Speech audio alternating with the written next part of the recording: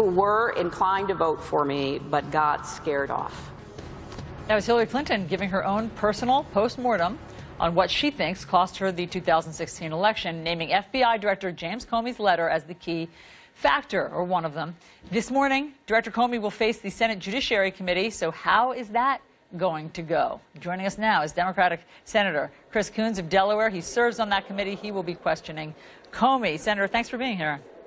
Thank you, Allison. What did you think of Hillary Clinton's assessment there, that were it not for the letter that Director Comey sent to Congress on October 28th, outlining what he thought might have been new material on Anthony Weiner's laptop, that she would have won the election?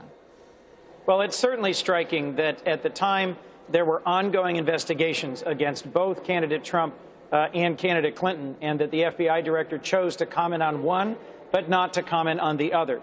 And I am interested in hearing from the FBI director what lessons he's learned from the consequences of that decision.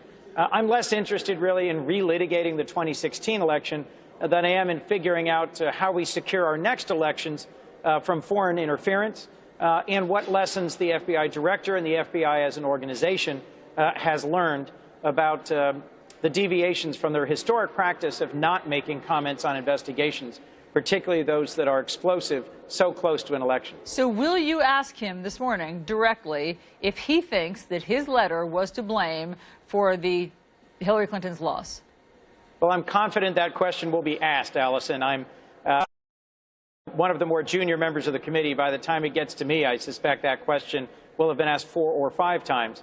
I will ask him about why he chose to comment on one and not the other, and in particular how he sees the future of the FBI and what they're going to learn from the impact it had.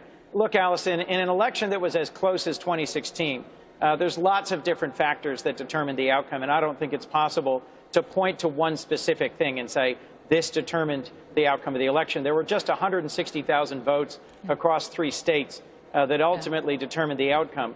And Hillary Clinton did win the popular vote by 3 million votes. But it's important for us to understand why the current FBI director chose to insert himself in the last days of the election in the way he did. Look, you don't get much time.